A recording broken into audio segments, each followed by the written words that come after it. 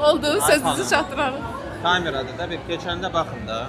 Dünyanın harmoniyasıyla vəhdət təşkil edən Filarmoniyada bugün Bakı Fashion Week-in ikinci günündəyik. Odur ki, gəlin birlikdə Zümrüd Mirzəliyevanın kolleksiyasını izləyək. Nəsir bəy də buradadır, Zümrüd xanımın əziz və yaxın dostu. Zümrüd xanımla bağlı fikirlərinizi... Zümrüd xanım haqqında nə deyə bilərəm? Ancaq, baxmayaraq ki, dostumdur, özü də yaxın dostumdur. Ona ancaq uğurlar arzulayıram. Keçən dəfə moda həftəsində Zümrüd partlatdı. Kolleksiya super idi. İndi daha möhtəşəm kolleksiyanı gözləyirik. İnşallah keçən dəfəkindən bu dəfə daha partladar. Çünki Zümrüd haqqında bir maraqlı nəsə izləyicilərə çatdırardınız. Mən xüsusiyyətlərini çox bilirəm. Biraz da yox da, savsiyəm belə az. Gecikir pastayandı. Onu düzəltsə məncə yaxşı olar. Zümrüd bilirsiniz, mənim üçün mənim gəncliyimin ilk karyeramın başında duran dizaynerdim. Məşhur Tünzalı Ağayeva bandanasının müəllifidir. Obrazının müəllifidir. Mən Zümrüd haqqında çox şey deyə bilərəm. Bugün gözləyirəm ki, Zümrüd bir şapalaq vuracaq hamıya. Bəli. O podiuma çıxanda gərək deyir, səndən qorxulur. Qorxulur. Zümrüddən yaxşı mənada çox təəccüb gözləyirəm mən. Çünki onun o qədər yaradıcı dünyası var ki, Zümrüdə uğurlar arzulayıram. Bayaq indi ayrıca da özünlə təbrikləşdim. Bugün sırf onun üçün buradayam. Bəli. Bakı Fashion Week mənim çox dəyərli bacım Xəyalənin böyük əməyidir. İllərdən bu markaya əmək qoyur və bu qədər dizaynera yenidən fürsət verir. Bir məkan verir ki, dünya açılmaq, Azərbaycana açılmaq nə gözəl bir fürsət.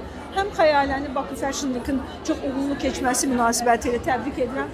Züma, uğurlar biz səninlənik.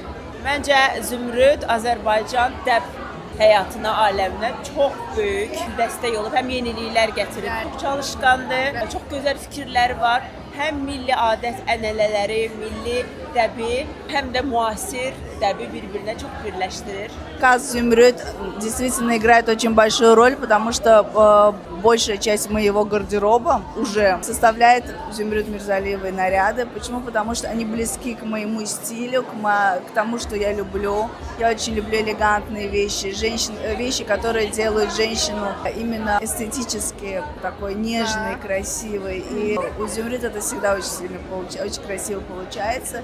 И вот, соответственно, я решила, что этот образ просто идеально подойдет под сегодняшний показ. Bəli, əynimdə Zümrüd Mirzəliyevanın libasıdır.